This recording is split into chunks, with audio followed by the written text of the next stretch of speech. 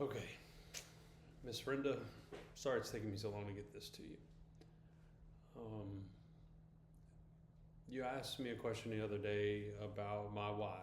Like, why do I do the things that I do, or something like that, with regards to all of the fundraising things. So, the easiest way I think to explain it is if we go back a little bit, you know, we have 5 children, and we had our middle one had some health issues, and I just remember being just so burdened by my situation, financially, emotionally, physically. It was just really struggling to uh, make ends meet and not just feel crazy. So that started me down the road of like intense prayer and discovery. And, there's the scripture that says, but when you pray, go into a closet, close the door. You know the saying, for what you do in public, your rewards in public, what you do in private.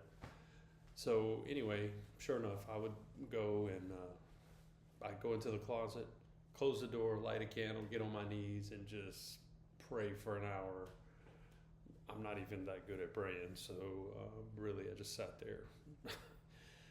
But probably after a week of this, I remember just out of nowhere, just clear as day, I could hear Foreigner.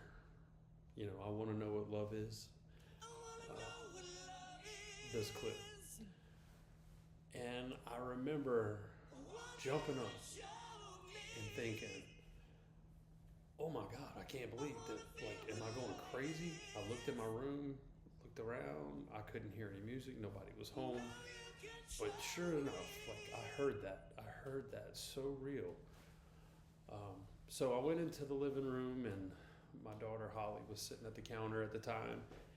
And she's like, what's wrong, Dad? I said, well, have you ever, like, wondered if God would ever talk to you? And I said, I think that's what just happened to me, or I'm going crazy. I'm not sure which one. And I shared the story with her, and she just kind of laughed a little bit. That moment, though, while it took several years to come to fruition, I realized that I was given a challenge to show what love is. Like, it was my mission in life is to show what love is. Not that God doesn't know, but like, if I could treat people like I was trying to show what love is, I think that would be a good thing. And it kind of led me to the idea of everybody has intrinsic value. And like, really, if we could just step back for a moment and listen to their story, like, try to understand their story, like as if we were seeing what Jesus sees in our lives. So that's what led me down this path. And what I've noticed was the more I would do that, the less my problems became a problem. When I was focused on others instead of myself, I kind of realized that I was better.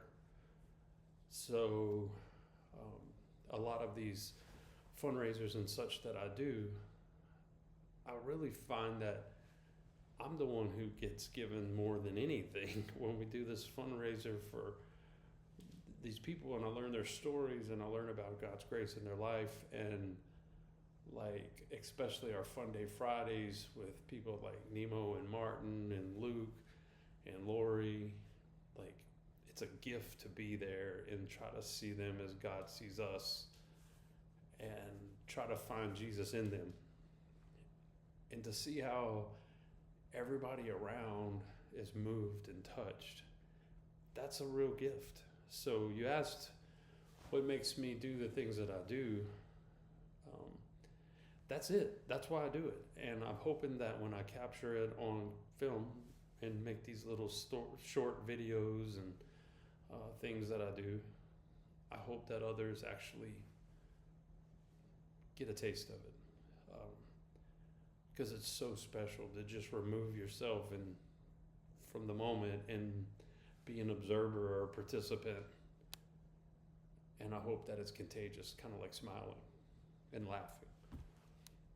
Well, anyway, I hope that answers the question, and I'm sorry that it took me 2 months maybe to answer it. And I look forward to your participation in our next Fun Day Friday.